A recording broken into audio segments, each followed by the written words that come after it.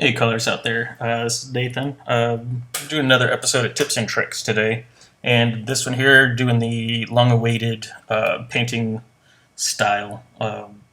We'll be painting with our brushes first underneath the line art, and then we'll do a couple tricks to the line art to help it blend in better, and then we'll paint a little bit on top of that as well to add more of a painted feel. Uh, First of all, I'd like to say that it's tons easier to do it with the open style of artwork, kind of like we're looking at Joe Mad right here. And this is the piece I'm going to be coloring. Well, not the whole piece because it's going to take too long, but we'll worry about the female figure. It's a cover from PSM magazine from way back in the day. Metal Gear Solid, of course. Uh, the trick to pulling off that kind of style, it doesn't work for every artist. Say like a Dave Finch or Mark Silvestri, would be a lot harder, with all the cross hatching and stuff like that. And usually I prefer to do it with the pencil drawing instead of if I wouldn't get quite the look if I had used Tim Townsend's finished ink piece of this Metal Gear one. So yeah, we're gonna go ahead and I'm going to color this in time lapse. I got my flats already done. I'm going to color her in a time lapse, and then after I'm done with that, we'll start back up on the actual rest of the painting techniques. Let me see, the brush I'll be using to do the painting on this part will be a hybrid brush. That's what I call it. A little bit hard, a little bit soft. Let me get it. My hardness is at 41%, so it's kind of in the middle. My spacing is at 11%. I don't have my shape dynamics on. Gives you like those finer tips at the edges. For me, I find it's a lot easier for me to blend it without it. So I'm just gonna do that, and let me get coloring, and I'll see you guys in a couple minutes. For you, a couple minutes. For me, it'll probably be a lot longer than that. And all right, let's go ahead and begin.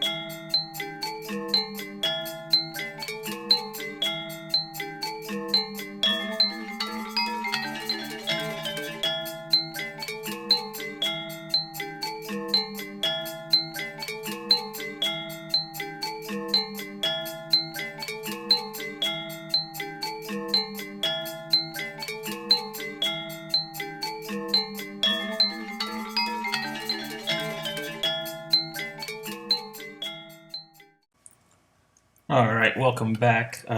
Just about, I think I'm done with the rendering on this the character. I'm sorry, I can't remember her name at the moment. It's been years since I played.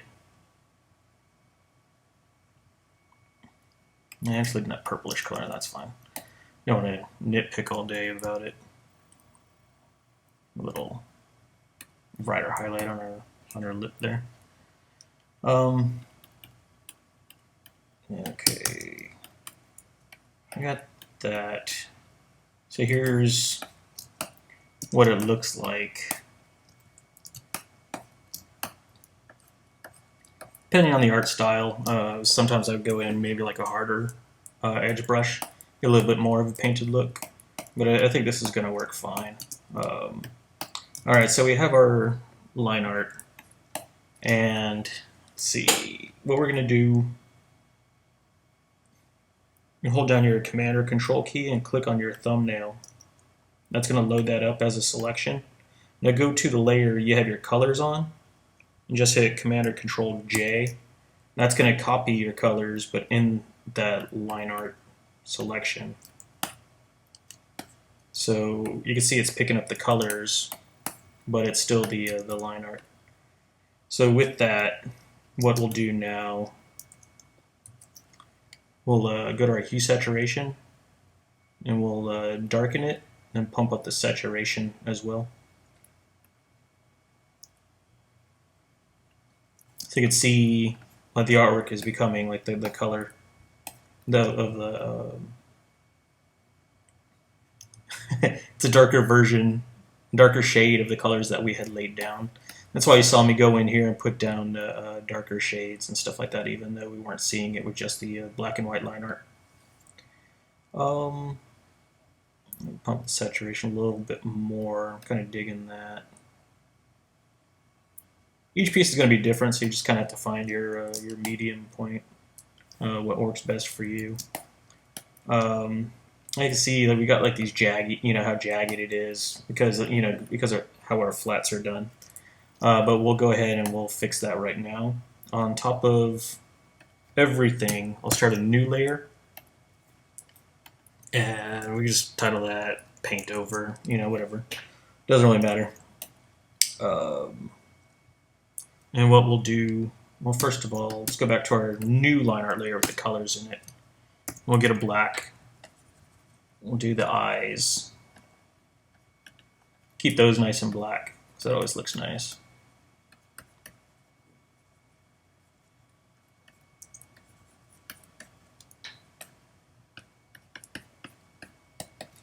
Let that fade out. That's looking pretty good so far. Okay, back to our paint over layer. What I'll do, I'll take our smudge tool, and I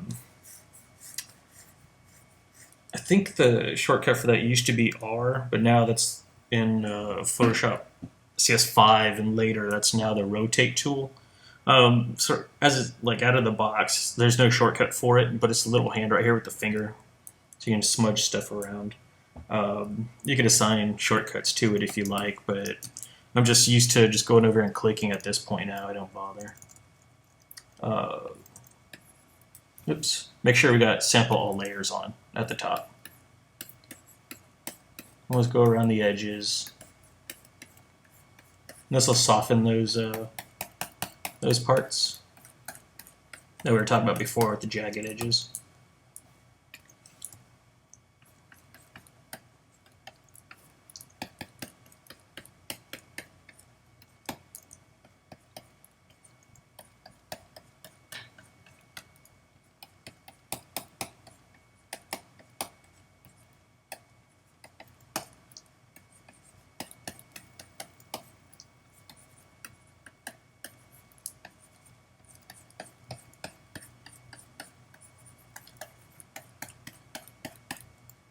We'll be coming back around to a lot of this stuff too. It's not just smearing the edges and then calling it done. We're actually going to do some painting on top of everything as well. Hopefully this video doesn't get too long.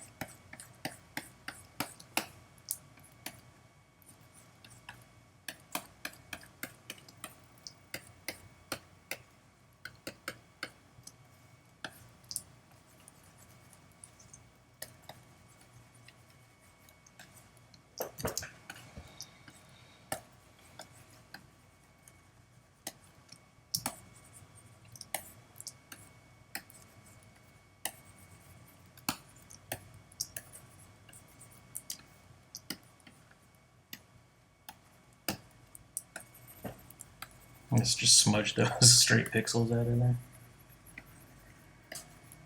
The reason why I like doing this on the set with the pencils as opposed to finished inks is it gives it like a lot looser feel to it, so you don't have to be as precise. Kind of like when you're doing some painting, like on an actual canvas. I always find like the looser you are, the better it looks. A lot of times you'll try and do a painted type of style on the computer, and it just looks totally fake. And anybody could just look at it like, oh, that was done in the computer. So I like to keep it loose, a little bit more natural feeling. Just going, still just going around smudging pixels.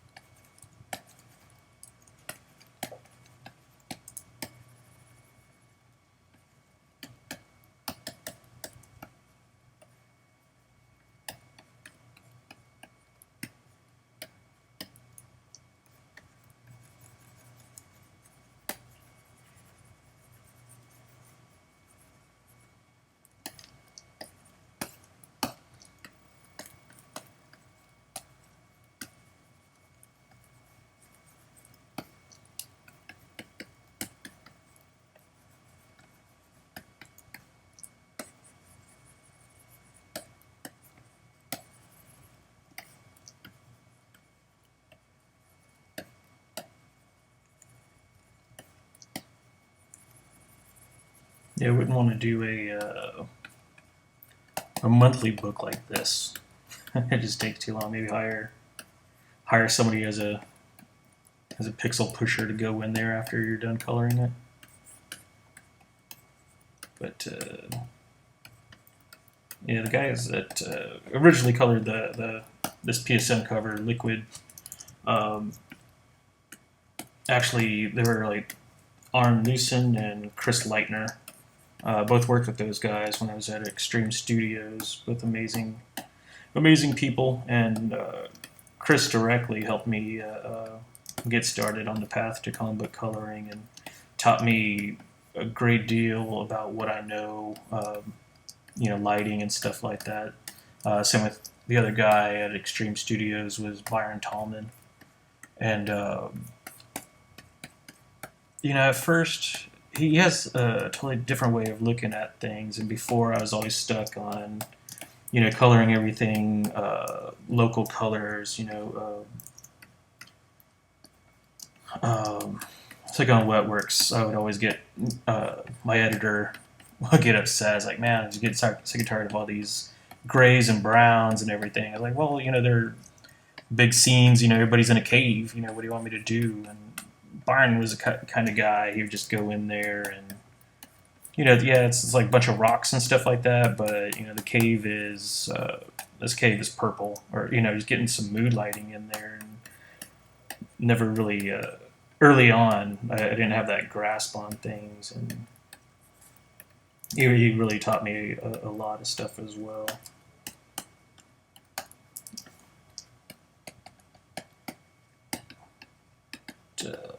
Yeah, besides like those early days, since I've been doing a lot of stuff in advertising lately. Well, not lately, like the last 10 years.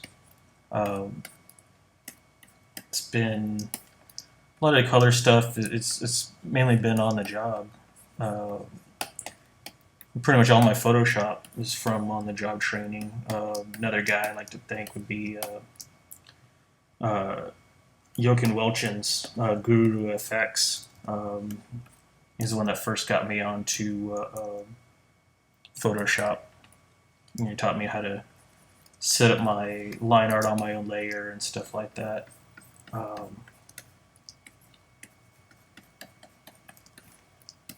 But yeah, like I said, it's always been on the job training for me as far as Photoshop goes.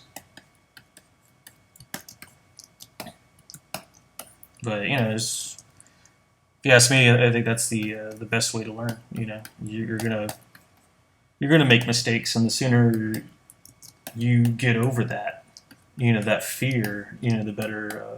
I think the better and faster you're gonna learn. So we're gonna loosen up her hair here a little bit more and push these strands out. That'll also help with the painted look that we're going after here.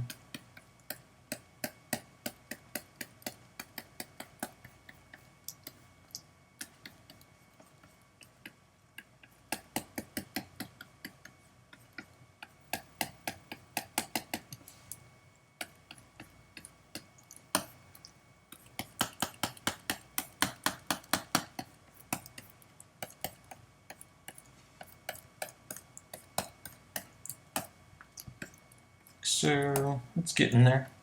Oops. Actually, I got my regular brush. So now I can kind of go in and kind of shape this a little bit more, blend a little bit more into these shadows and everything. I'm just going to get our eyebrow here.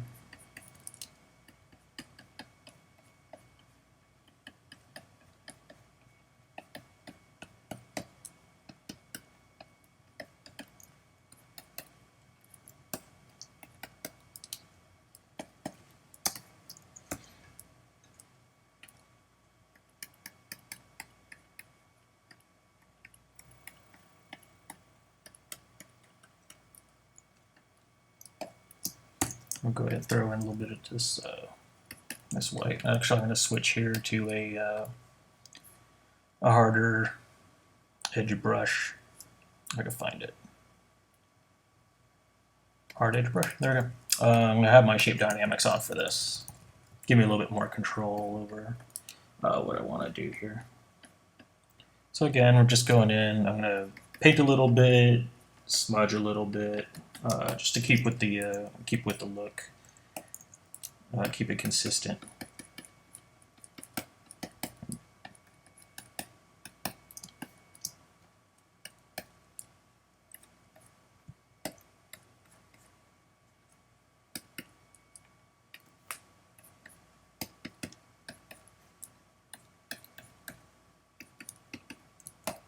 That looks pretty good.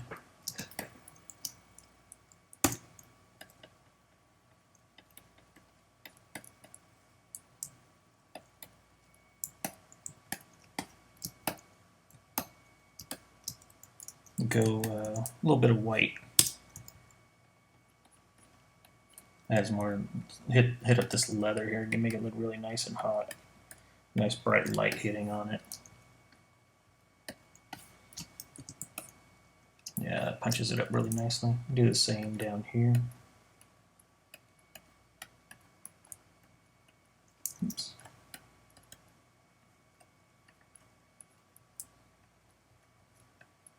And on this stuff down here too.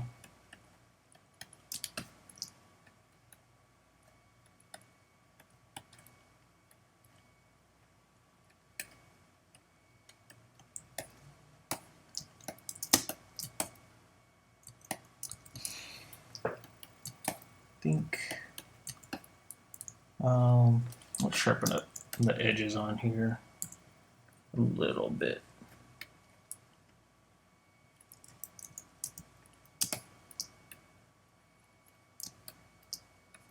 Define that edge a little bit more. I don't want to get in there to the point where we're just laying down single pixels. Like I said, I want to keep it loose. So, yeah, that looks good.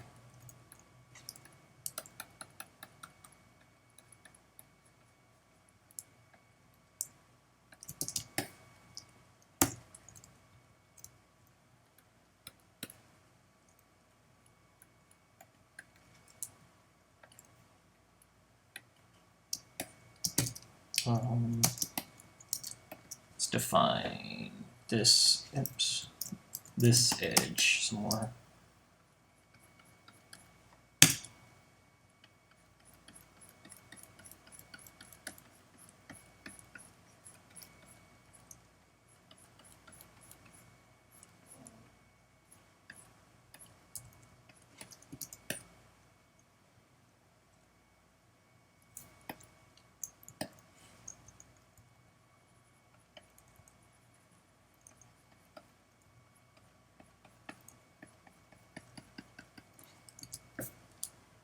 Oops, get in there. Let's smudge this out.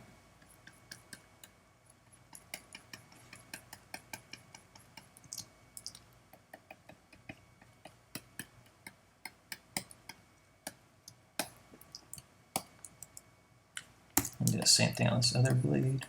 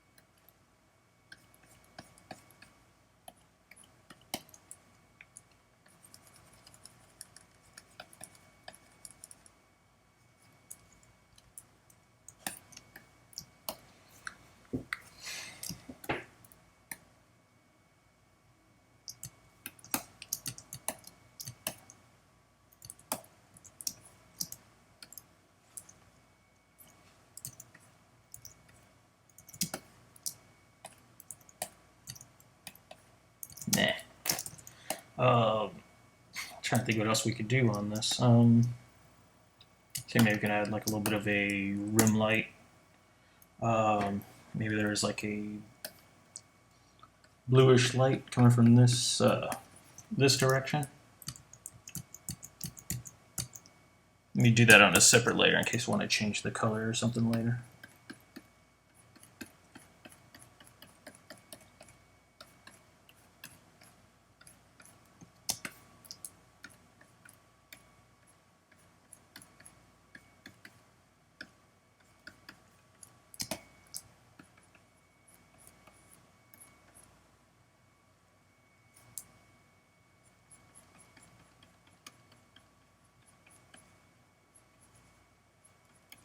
Hit her nose. That part over her lips.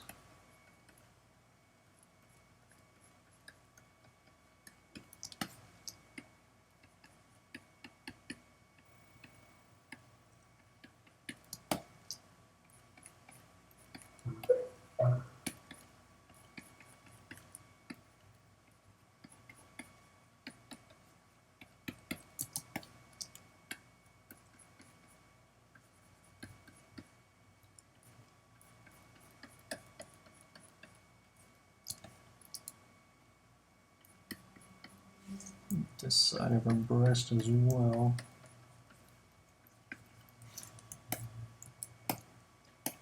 It's looking okay.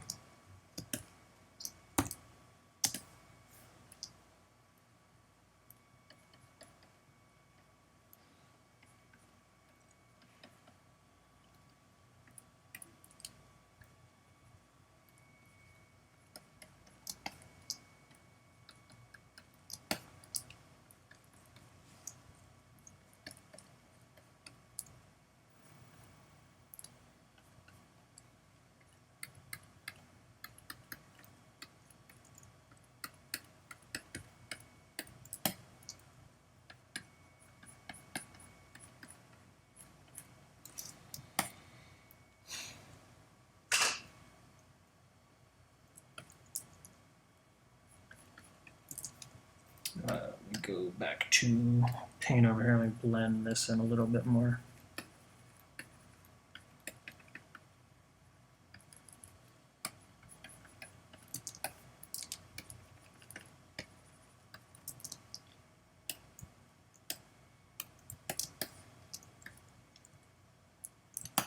Maybe, oops. blend in like that because the shadow.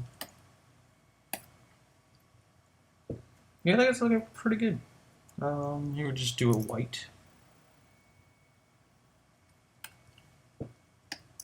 Let's darken these guys back here. Let's do some blue and darken them. Maybe they can see what we're dealing with here.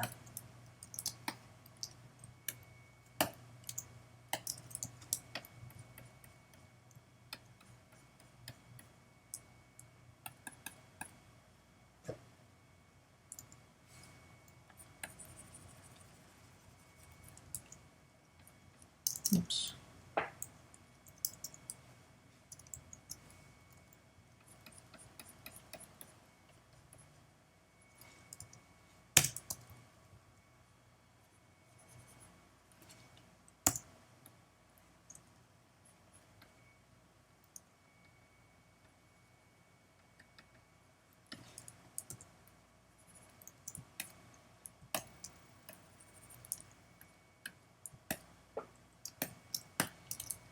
And then take that same layer and put it on top. Let's see, do a Gaussian blur. I don't know, let's do 5, I guess. It puts a nice little glow on it. Let's see what happens. We'll do a new layer on top of our paint over layer, but underneath the rim light. We'll hold our Alt or Option key, merge visible, that stamps everything onto one layer that's underneath it. So we'll take that, Gaussian blur, that layer. We'll do that 7. Let's try this out. Put that on overlay. And oh, you know what happened? I messed it up because I have my old line art layer on.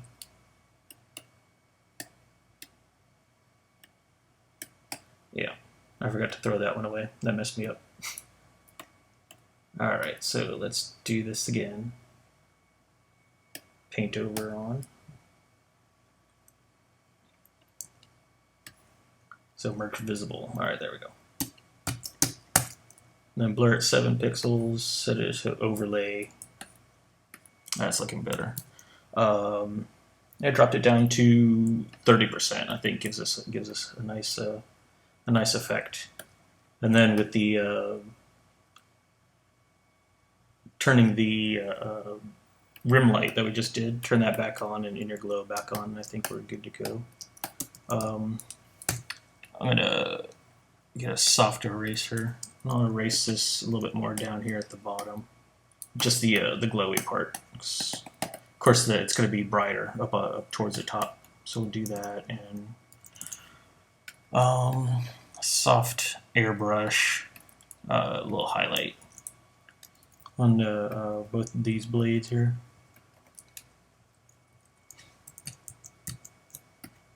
That's a little dab. And I think with that, we can call it quits. So, let me see.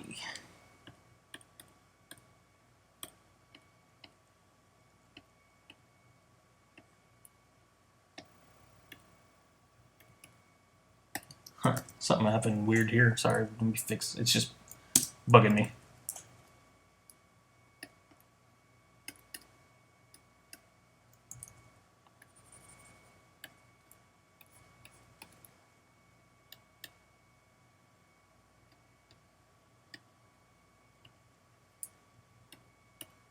Okay.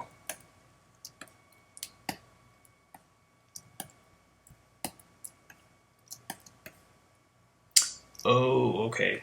I know what it was. It was when we did the paint over, when I darkened these guys back here to had like this weird effect up on top here. So it kind of goes all the way around.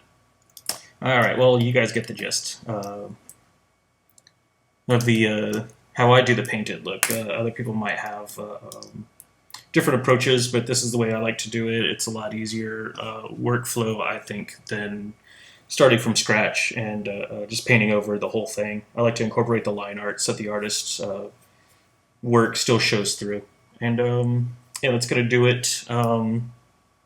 Check out the template Kickstarter campaign. I'll put the link in the description. Just kicked off yesterday. Hoping to get the trade paperback put together. If you like my videos, please remember to like. It helps me out. Helps my videos get seen. The way that they're indexed, the more likes the video has, more likely YouTube is to recommend it. So yeah, if you could do that, I'd really appreciate it. If you have any questions or comments, feel free to let me know. Send me a message on YouTube or on the DeviantArt account. It's lummage.deviantart.com. And yeah, that's about it, guys. Thanks for watching, and yeah, peace out.